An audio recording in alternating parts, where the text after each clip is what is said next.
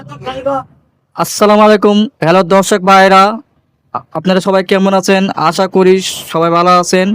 আমরা এখন আছি ঢাকা রাজধানী মিরপুরে গাবতলী বাস টার্মিনাল, সারা বাংলাদেশের নামকরা আপনার গাবতলী। এখানে একটা কোম্পানি আসছি, এর কোম্পানির নাম হচ্ছে আপনার দর্শনা ডিলাক্স পরিবহন। এখানে এক ভাইয়ের সাথে কথা বলবো। এখানে আপনি কি হন এখানে? আমি একজন মাস্টার। মাস্টার, আসসালামু আলাইকুম। ওয়ালাইকুম আসসালাম। জি, কেমন আছেন ভাই? আলহামদুলিল্লাহ ভালো আছি ভাই। ও, এখানে আপনাদের কোম্পানির নাম কি? এটা দর্শনা ডিলাক্স পরিবহন। ও, এখানে প্রতিষ্ঠানটা কত বছর ধরে চলতেছে এখানে? এইখানে চলতেছে এই জায়গাটায় অন্তত এই পরিবহনের বয়স 30 বছর। গাবতলীর থেকে 30 বছরই চলে। ও আচ্ছা, তাই 30 বছর ধরে? ও মাই গড, আছেন আপনি এখানে কতদিন ধরে চাকরি? আমি এখানে আছি 10 বছর। 10 বছর? তাহলে আপনার তো কম বয়স হয়নি চাকরি করার। এখানে কেমন চলতেছে আপনাদের এখানে ব্যবসা? ইনশাল্লাহ আলহামদুলিল্লাহ ভালোই চলতেছে। এনে আপনাদের আমি জানি যে গাবতলীতে আপনার ঈদের সময়টা একটু জনপ্রিয় হয়, মানুষের চাপ পড়ে। এমনি সাধারণভাবে কি চাপ পড়ে না সেরকম? এখন চাপ পড়ে কিন্তু আগের মতো না, এখন একটু কম। পদ্মা সেতু হওয়ার পরে এখন একটু কম হয়ে গেছে।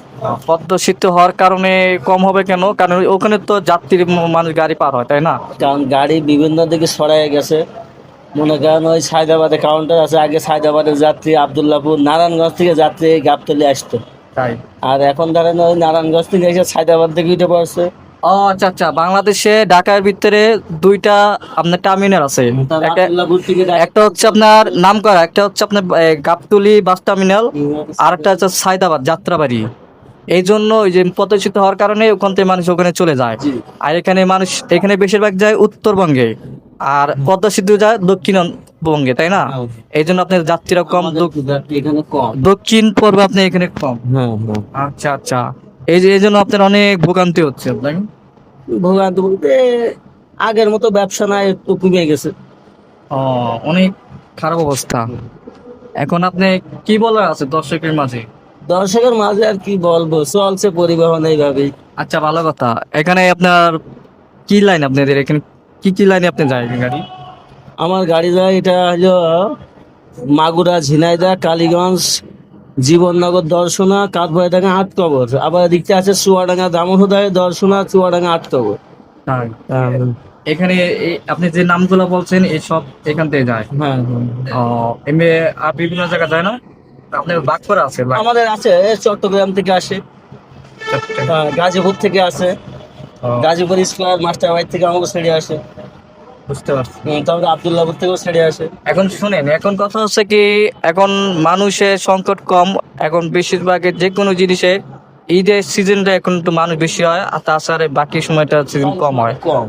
একদম কম। মানুষ এখন অনেক খরচ করে, কম আয় বুঝে ব্যয়। এই জন্য মানুষ আগে যেত ফায়দা ফায়দা ঘুরতে, এখন আর কেউ ঘুরতে যায় না। এই জন্য বেশি মানুষ সংকট হয়ে গেছে। হ্যাঁ। যাই হোক, সমস্যা নেই, এটা আস্তে আস্তে ঠিক হয়ে যাবো। হ্যালো দর্শক ভাইরা, আমি এক ভাইয়ের ইন্টারভিউটা নিলাম গাবতলী বাস টার্মিনালে। একটা পরিবহনের নাম হচ্ছে আপনার কি, দর্শনের ডিএস পরিবহন। ভাইটা অনেক ভালো। আপনার যদি ভালো লাগে ভিডিওটা, অবশ্যই লাইক কমেন্ট শেয়ার করবেন।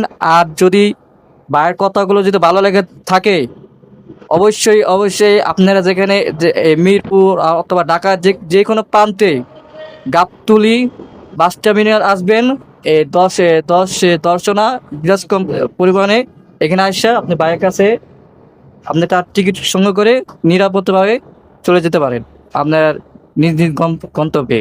এটাই আশা করি। সবাইকে সাপোর্ট করবেন, আর ভাইদের সাপোর্ট রাখবেন, পাশে রাখবেন, এটাই। আসসালামু আলাইকুম।